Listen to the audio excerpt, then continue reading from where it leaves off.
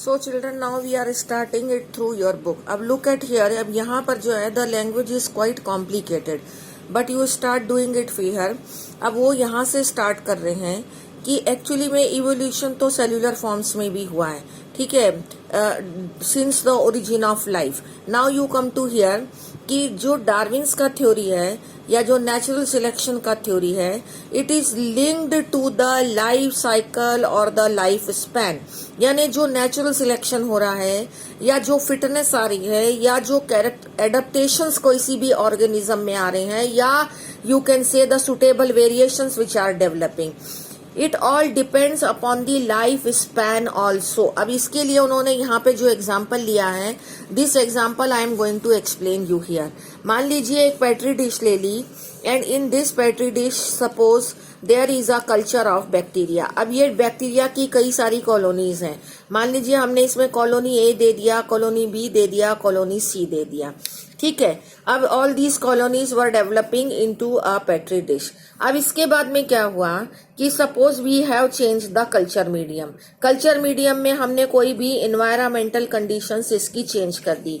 We have change the environmental condition of this culture medium, ठीक है. अब बहुत सारी थी, इसमें सी का कोई कंसर्न नहीं है, हम ए और बी को कंपेयर कर रहे हैं, ठीक है. अब इसमें क्या हुआ कि इन्वायरमेंटल कंडीशंस चेंज करी तो in this we have found कि जो ए कॉलोनी था, मैनी वर देयर, लेकिन चलो सी को हटा दिया, ए और बी को कंपेयर कर रहे हैं कि इसमें से जो ए कॉलोनी था, it was you know after when the culture condition is been change, तो we have observe that only B colony has observe everywhere in the culture plate.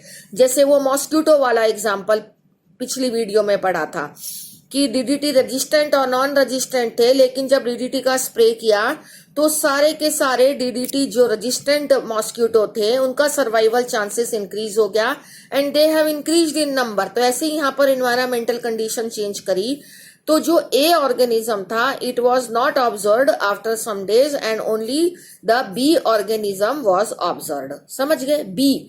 तो डार्विन ने इसको कैसे एक्सप्लेन किया कि इस बी वाले के अंदर कुछ जेनेटिक वेरिएशंस थे, ऑलरेडी थे. इन दोनों को कंपैरिजन करना, both the varieties of bacteria were already, colonies were bacteria were already there. Once we have change the condition, मान लीजिए कोई एंटीबायोटिक ही डाल दिया इसमें, तो उस कंडीशन के अंदर this could not survive and this was resistant to that antibiotic, so this has survived. It means this organism was having, this colony, this bacteria, this strain of bacteria was having some better genetic variation which has made them suitable to survive. यानी इनमें एक genetic fitness था, एक इनमें genetic variation था जिसके कारण इनको फिटनेस मिली है. तो फिटनेस का मतलब होता है genetic variation. Now they have explained it here this way only. जो ए और बी वाला कंसेप्ट है, I am not going to read that, लेकिन कंक्लूजन कहाँ लिखा है? Change in the medium composition would bring out only that part of the population से B का ही पॉपुलेशन सिर्फ सर्वाइव किया, that can survive under new condition में, and in due course of this variant population आउटग्रोज, ये बहुत ज्यादा बढ़ गया दूसरी पॉपुलेशन के कंपैरिजन में. ये तो एक एक्सपेरिमेंट था. अब इस एक्सपेरिमेंट को उन्होंने कहा कि अगर सेम एक्सपेरिमेंट हम फिश और फाउल के साथ करें तो दिस विल नॉट हैपन. जैसे इस बैक्टीरिया में विद इन अ डे हो गया, विद इन अ आवर भी हो सकता है, लेकिन ये फिश और फाउल के अंदर it will take millions of years, क्योंकि उनका लाइफ स्पैन बहुत बड़ा है. तो जो शुरू वाली लाइन थी कि फिटनेस आने के अंदर it depends upon the life span, किसी में फिटनेस कितनी टाइम में आएगी, it depend upon the life span. जैसे बैक्टीरिया में fitness within a day आ गया तो इसके अंदर फिटनेस आने में मिलियंस ऑफ ईयर्स लग सकते हैं. अब दूसरी बात यहां पर आ रही है, ये तो लाइफ स्पैन से रिलेटेड कर दिया. दूसरी बात जो आ रही है कि B is better adopted, B is better fit. उसका कारण क्या है?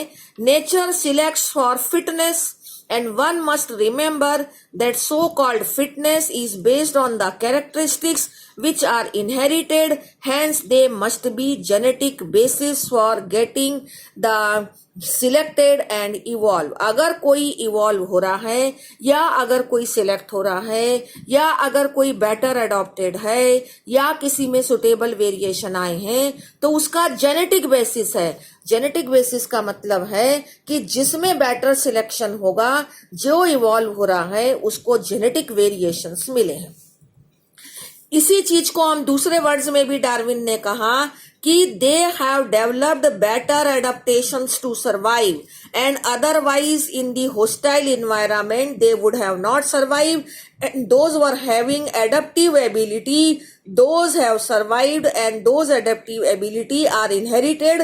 क्योंकि अभी पिछली वीडियो में डार्विन्स की थ्योरी में आपको बताया लास्ट में कि जिनको सुटेबल वेरिएशन मिला है, जिनको नेचर ने सिलेक्ट किया है, वो उसको पास ऑन करेंगे उन सुटेबल वेरिएशन को, क्योंकि वही रिप्रोड्यूस करेंगे।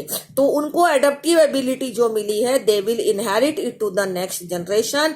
तो lastly conclude it has genetic basis, fitness is the end result of the ability to adopt and get selected for nature. Fitness का मतलब होता है कि अगर कोई बेटर अडॉप्टेड हो रहा है उसको नेचर सिलेक्ट करेगी, और फिटनेस का रीजन है जेनेटिक बेसिस, और जेनेटिक बेसिस का मतलब है कि genetic variations and the variations which arise, और वेरिएशन के कई रीजन है, and those are the I have explained in previous video. Thank you. Now third video we will discuss.